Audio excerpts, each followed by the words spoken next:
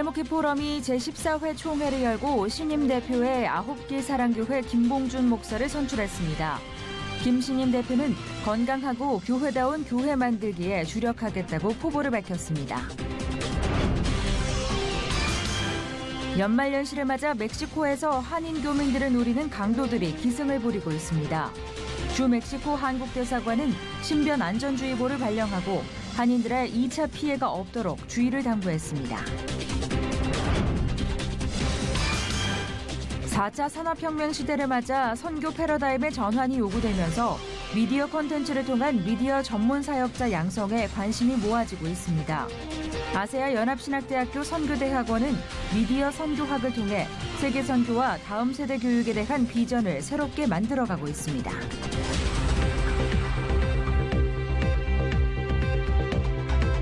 여러분 안녕하십니까? 양인순 목사입니다. 종교인 과세 시행을 앞두고 여기저기 파열음이 끊이지 않습니다. 무엇보다 세무당국과 정부와의 엇박자가 일선교회에 혼선을 주고 있다는 건데요. 시행을 앞둔 지금의 시점에서 조세당국과 정부의 일관성 있는 행정 조율이 무엇보다 시급해 보이고요. 교계는 교단별로 지침이 내려져 있는 상태이긴 하겠습니다만 개교회별로 미리 준비해야 할 것과 때에 맞게 준비해야 할 것은 무엇인지 구체적인 계획을 세워놓고 점검해 나가야겠습니다. 첫 순서로 교계 뉴스부터 전해드립니다.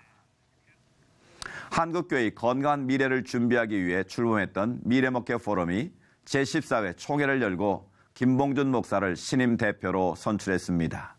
김봉준 대표는 건강한 교회를 이루는데 1년간 주어진 일을 열심히 감당하겠다고 포부를 밝혔습니다. 조홍현 기자가 보도합니다. 초교파 목회자 연합단체 미래목회 포럼이 신임 대표로 9길 사랑교회 김봉준 목사, 거룩한 빛 광성교회 정성진 목사를 이사장으로 임명했습니다.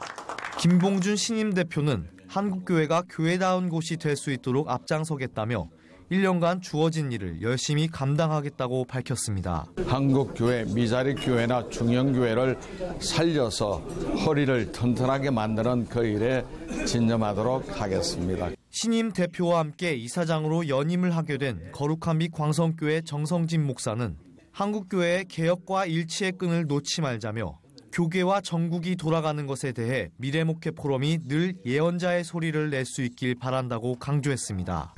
우리가 어떤 이 교계나 전국이 돌아가는 것에 대하여 미래목회 포럼이 예언자의 소리를 발할 수 있도록 좀 잘 해주시기를 부탁드리고, 한 해 동안의 경과와 결산 보고를 진행한 미래목회 포럼은 2018년 설날 고향 방문 캠페인과 3.1절 기념 애국 운동 캠페인, 교회 본질 회복 운동 정책 포럼 등의 계획을 확정했습니다. 또한 최근 논란이 된 이낙연 국무총리의 종교인 과세 보완 발언과 관련해 미래목회 포럼은 정중하고 단호한 한국교회의 입장을 표명할 것을 결의하며 차후 질의서나 성명서 등을 발표하기로 결정했습니다. 시채널 뉴스 조홍현입니다. 이어서 그 밖의 교계 소식 전해드립니다. 2017 교경연합 성탄 축하 페스티벌이 지난 14일 저녁 서울지방경찰청 2층 대강당에서 개최됐습니다.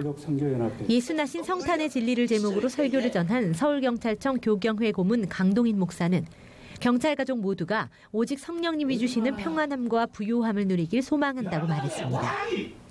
예배에 이어 진행된 페스티벌 행사에서는 서울경찰 홍보단의 난타 공연과 서울경찰학대의 캐롤 메들리가 이어졌으며 미가엘 칸토르, 뉴라이프 등이 찬양을 선보였습니다. 북한에서 다제내성 결핵치료 사업을 하는 유진벨 재단이 결핵약품과 병동건설 사업을 확대하기로 했습니다. 유진벨 재단 인세반 회장은 지난달 27일 북한 보건성 국가결핵통제계획 최동철 책임자로부터 받은 편지를 공개하며 현재 북한에서는 치료를 받아야 하는 환자들에 비해 약물이 매우 부족한 상황이라고 밝히고 결핵 환자를 위한 지원을 계속하기로 했습니다.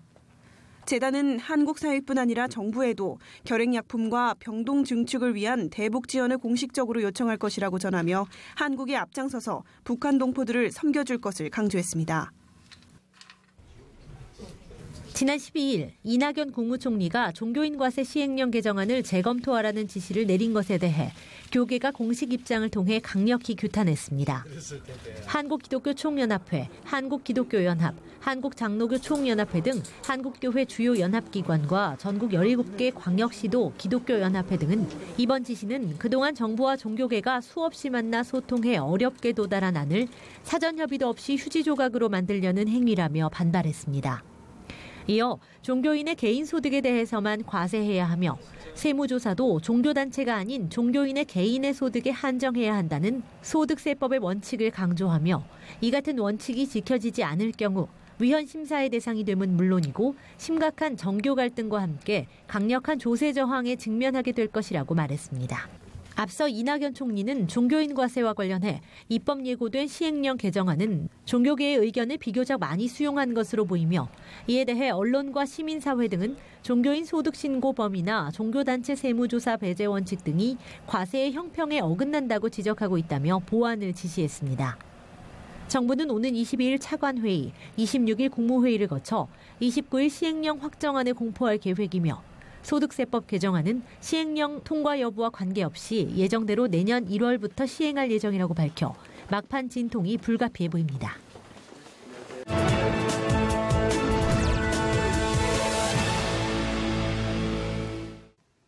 이제 2017년도 2주 남았는데요. 연말연시 치안이 불안 국가들은 더욱 주의가 요구되는데 멕시코 한국 대사관은 한인들이 범죄의 표적이 되지 않도록 주의를 당부했는데요. 현지 상황 들어봅니다.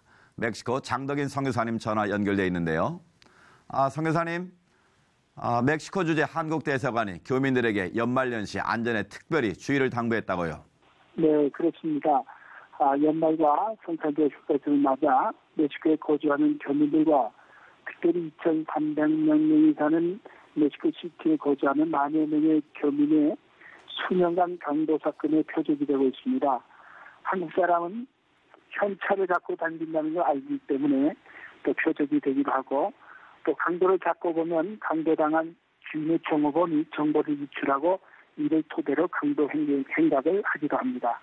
또한 미국에 거주하는 3천만 명의 가량 멕시코 사람들이 휴가철을 맞이해서 집을, 고향을 찾아 상당한 숫자가 내려오고 육로로 항공으로 내려오기도 합니다. 온 가족이 성탄절에 다 모이는 날이라 이때는 몇 가절로 강도 사건이 많이 일어나고 있습니다. 네. 그래서 대사관에서 한인들이 연말에 조심하기를 부탁하고 있습니다. 선교사님들과 교민들 신변 안전에 각별히 유의하셔야 할 것 같은데 이전에도 한인들을 대상한 범죄들 많지 않았습니까? 어떻습니까? 예, 주위에 강도를 당한 분들이 꽤 있습니다. 강도들이 지갑을 빼앗고 나서 돈이 없으면은 두르게 패기도 하고 네. 돈이 좀 있으면은 지갑 빼앗고 또 핸드폰을 빼앗기도 그렇습니다. 특별히 너무 저항을 한다든지 하면 안 됩니다. 달라고 하면 순순히 다 내주는 게 좋습니다. 강도하는 사람도 매우 극도로 긴장한 상태이므로 무슨 행동을 하려는지 모릅니다. 그래서 될 수 있는 대로 강도와 눈을 마주치지 않도록 해야 합니다. 저희 교인 가운데도 강도 납치 사건을 당한 집사님이 계셨는데 그는 납치되고 절대로 얼굴을 들지 않았다고 합니다. 며칠 동안 그것이 풀려나게 된 이유가 되기도 합니다. 네, 치안의 불안함은 서로 간의 신뢰를 무너뜨릴 수 있기 때문에 선교적인 측면에서도 매우 어려운 점이라고 할 것 같은데요. 선교사님들이나 교민들의 슬기로운 대처가 필요하겠습니다. 어떤가요? 예, 어느 나라든지 연말에 다 치안이 불안합니다. 그래서 항상 이웃들과 좋은 관계를 맺고 나눔과 성진의 모습이 있어야 하겠습니다. 네. 제가 섬기는 교회에서도 한 달에 한 번 거리인을 초대합니다. 신호등 앞에서 껌을 팔거나 차 위를 닦아주는 현지인을 초대하며 점심 한 끼를 나눈 행사를 여러 해 동안 지속했습니다. 멕시코는 1억 2천만의 인구와 한반도의 9배가 되는 나라인데 라틴 아메리카에서는 브라질 다음으로 큰 나라입니다. 속히 멕시코가 참 복음으로 세워져 나가기를 기도 부탁드립니다. 연말연시에 일어나는 각종 사건 사고는 비단 멕시코만의 문제는 아닐 겁니다. 곳곳에서 불미스러운 일이 일어나지 않도록 안전에 각별히 유의하겠고요.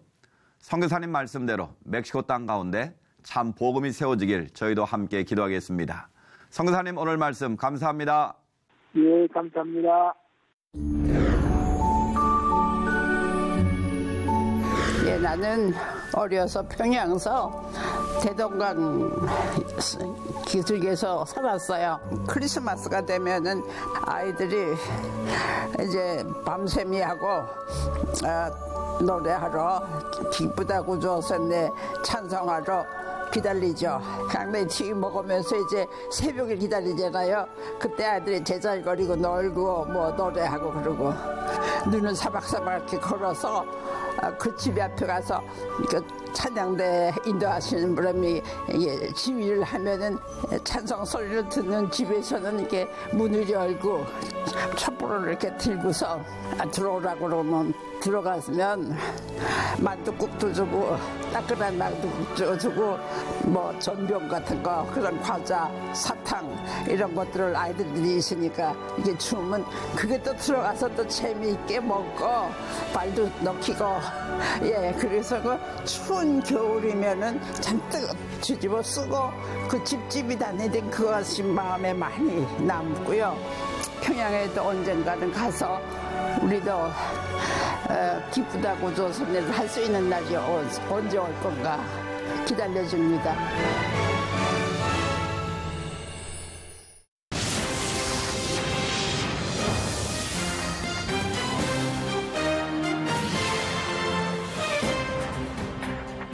(4차) 산업혁명 시대를 살아가는 우리가 준비할 것들이 참 많습니다. 빠른 속도로 변해가는 세상의 흐름을 한국교회는 얼마나 따라가고 있을까요? 더욱 효과적인 선교를 위해 복음이 전해지는 현장에는 미디어 선교가 주목을 받고 있는데요. 오늘 이슈를 보는 창에서는 아시아연합신학대학교 선교대학원 미디어 선교 이미향 교수 모시고 관련 말씀 나눠보겠습니다. 교수님 안녕하십니까? 안녕하세요. 반갑습니다. 네. 아시아연합신학대학교 선교대학원이라고 소개를 드렸는데요. 이 선교대학원은 구체적으로 어떤 것을 연구하는 과정인가요? 네. 저희 아시아연합신학대학교 선교대학원은 1997년도에 설립되었습니다. 올해로 만 20년째가 되네요. 네. 거기에서는 북한 선교, 그다음에 중국 선교, 그다음에 아랍 선교, 그리고 일반 선교가 있고요. 원래 신설돼서 지금 연구하고 있는 미디어 선교와 스포츠 선교학이 있습니다. 네, 네.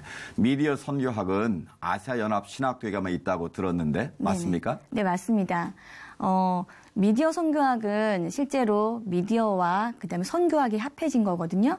그런데 지금 제가 최근에 이제 미디어 선교학을 담당하게 되면서 여러 군데를 좀 몇 군데 조사해 봤는데 기존에는 영상 쪽을 집중해서 연구한 곳은 많았습니다. 하지만 IT라든지 그다음에 영상, 음향을 다 통합해서 연구하는 곳은 저희 아시아연합신학대학교가 처음입니다. 그렇군요. 교수님 그러면 구체적으로 미디어 선교에 다루는 분야, 내용은 어떤 겁니까? 네, 사실 미디어라는 이야기를 많이 들으시죠. 네. 그래서 미디어가 뭐냐라고 질문하신 분도 꽤 많아요. 미디어 같은 경우는 우리가 정보나 지식을 전달하는 매개체라고 볼 수 있습니다. 그렇게 보면 모든 것이 미디어가 되겠죠. 그렇죠. 예를 들어서 저희가 뭐 글을 써서 이제 전달한다거나 편지를 쓰는 경우는 종이가 될 수도 있고요. 그다음에 요즘 같은 경우는 영상이나 음악을 다 스마트폰을 통해서 보고 있잖아요. 네. 그런 경우는 미디어가 또 스마트폰이 될 수 있는 겁니다. 그래서 이제 그런 모든 것을 사용해서 실제로 사역을 하는 것을 미디어 선교 사역이라고 할 수 있겠죠. 그래서 저희가 지금 아시아연합신학대학교 미디어 선교학에서 다루는 부분은 IT 코딩이라고 있습니다. 코딩이 구체적으로 뭘 말하는 그러시죠. 거죠? 요즘은 또 앞에 맨 처음에 서두에 말씀하셨던 4차 산업혁명 시대라고 말씀하셨잖아요. 그 4차 산업혁명 시대를 맞이하면서 이 미디어가 다양해진 것 중에 하나가 코딩입니다. 그 코딩이 뭐냐라고 또 질문하신 분이 있는데 코딩은 예를 들면 예전에는 그 엑셀이나 파워포인트 이런 걸 많이 활용하셨잖아요. 근데 그렇게 만들어진 거를 활용하는 방법을 일선 교육 현장에서 가르쳤다면 요즘은 아예 엑셀이나 파워포인트 같은 서비스를 만드는 기술을 가르쳐요. 그게 좀 바로 더 근본적인 거네요. 네, 그게 바로 코딩입니다. 보통은 이제 소프트웨어 개발 교육이라고 하거든요. 쉽게 말하면. 근데 그게 대명사처럼 코딩이라고 모두 말씀하고 있고요.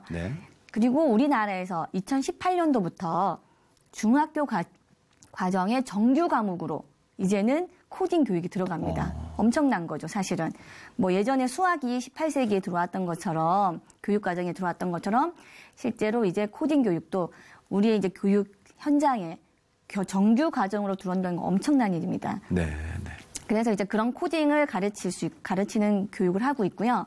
그 다음에 이제 저희가 하는 부분이 영상과 음향인데 같이 묶을 수 있는 게 이게 떨어져서 사역하는 게 아니고 함께 사역하는 건데 음향과 영상은 실제로 이전 사역 현장에서부터 많이 요청된 기술입니다. 그렇습니다. 네. 그래서 요즘 같은 경우는 선교 사역 보고서도요. 이제는 선교사님들이 이렇게 종이 한 장으로 하지 않아요. 이제는 영상을 통해서 다 보고하고 계시고요. 네. 단기 선교를 가더라도 이제는 다 스마트폰 그다음에 큰 장비가 아니고요. 스마트폰으로 촬영을 해서 그거를 이제 멋지게 또 영상으로 보고하는 경우도 많습니다. 예. 예전에는 그 영상이나 음향을 보려면 고가의 장비가 필요했고요. 그다음에 그 고액을 들여서 강의를 들어야만 그걸 다룰 수 있는 기술을 배울 수 있었는데 요즘은 그렇지 않고 이렇게 저희가 이런 과정을 통해서 사역을 하실 때 꼭 필요한 것들을 쉽게 접근할 수 있도록 강의를 하고 있습니다. 그렇군요. 그럼 미디어 선교학과에 진학하시는 분들은 대부분 선교를 염두에 두고 오시는 건가요? 넓게 보면 그렇겠죠. 저희가 모든 하는 사역들이 다 선교라고 볼 수 있기 때문에 예를 들면 실제로 탄자니아에서 한 5년간 현지 사역을 하셨던 선교사님이 안식년을 맞아서 저희 지금 미디어 선교학에서 수학을 하고 계시고요. 그다음에 몽골에서 온 유학생이 있어요. 신학생인데 다시 몽골에 가서 코딩 교육을 하고 싶다고 그런 준비를 해서 지금 공부하고 있는 학생도 있고 그다음에 이제 학원 사역을 통해서 대안학교를 꿈꾸고 있는 개척교회 사모님도 계시고요.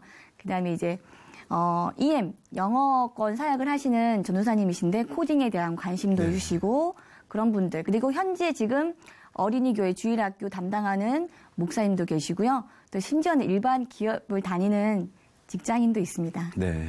그러니까 해외 선교사뿐만 아니라 네네. 현장에서 필요로 하는 분들이 모인다는 말씀이신 것 같은데요. 저도 사실 좀 놀랐습니다. 그러면 일선 현장에서 그런 선교 미디어학이 얼마나 활용이 되고 있습니까? 실제로 아직까지는 미디어가 많이 사용되고 있다고는 제가 보기에는 좀 아닌 것 같습니다. 그렇지만 필요는 많이 느끼고 있는 것 같아요. 네.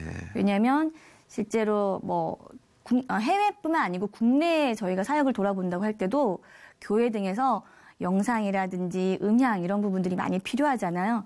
그런 부분에서 이미 필요는 느끼고 있는데 미디어를 어떻게 사용해야 될지 그런 것들에 대해서는 아직까지 많이 이렇게 보급이 안 된 것 같습니다. 네, 우리나라는 뭐 이 인터넷의 인프라가 잘 갖춰져 있지만 네네. 직접적으로 적용해야 될 선교 현장들을 보면 시설과 이 인터넷 인프라가 약하지 않습니까? 그렇죠. 그러자면 이걸 제대로 활용할 수 있을까라는 염려가 드는데 현실은 네, 어떻습니까?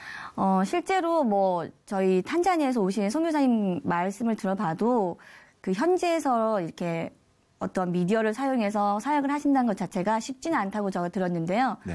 그렇지만 요즘은 뭐 세계적으로 많이 보급된 스마트폰이라든지 영상을 스마트폰으로 촬영해서 사역 보고를 한다거나 또는 그런 영상을 통해서 복음을 전달한다거나 이런 부분도 있을 수 있고요.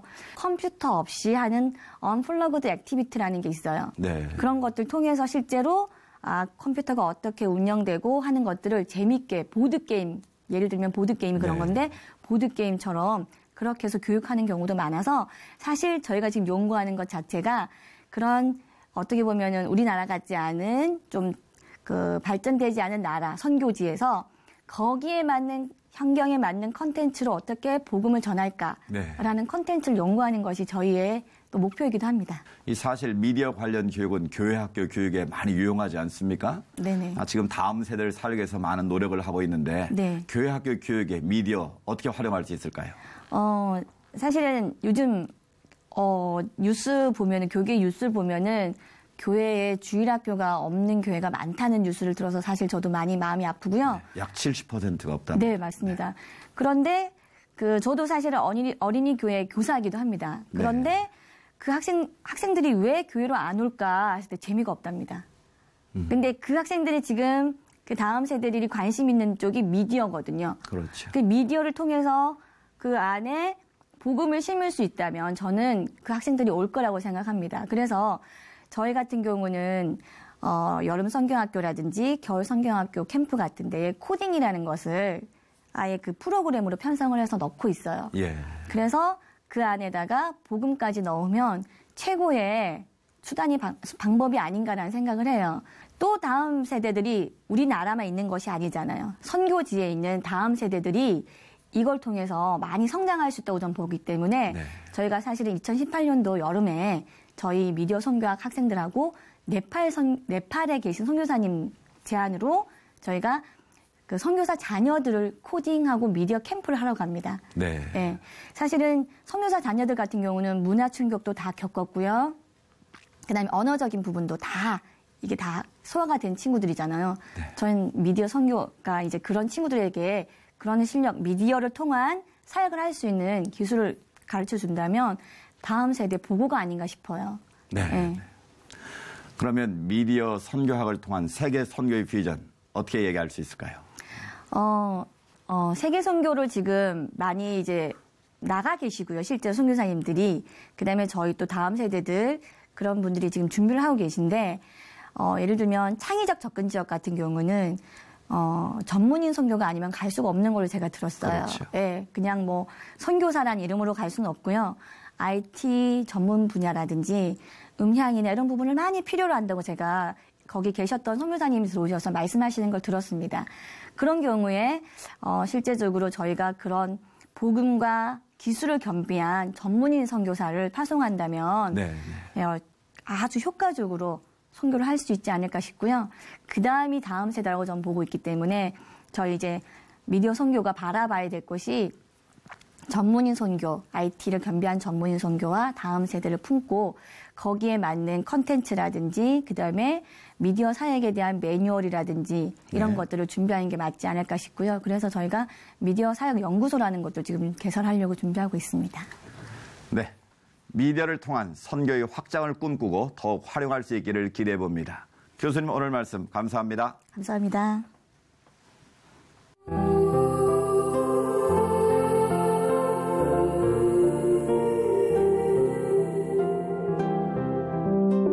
(10개월) 전 그날을 아직도 또렷이 기억합니다. 눈앞에 나타난 천사 가브리엘, 그리고 내게 들려주었던 엄청난 비밀. 처음에는 믿기 어려웠습니다. 날 바라보는 사람들의 시선과 남편 요셉의 반응을 생각하면 버틸 힘조차 나지 않았습니다. 두려움에 사로잡힌 나는 곧바로 엘리사벳의 집을 찾아갔고 하나님께서 이루신 일들을 전해들었습니다. 내가 믿지 못하고 두려울까 봐 먼저 행하신 사랑이 거기 그렇게 있었습니다. 천사 가브리엘이 전한 이야기처럼 오늘은 그 말씀이 이루어진 날, 출산의 고통을 가져가 생명으로 오신 것처럼 인간을 위해, 세상을 위해 구주로 오셨습니다. 참 신이요 참 인간인 예수 그리스도, 거룩한 날 왕이 나셨습니다.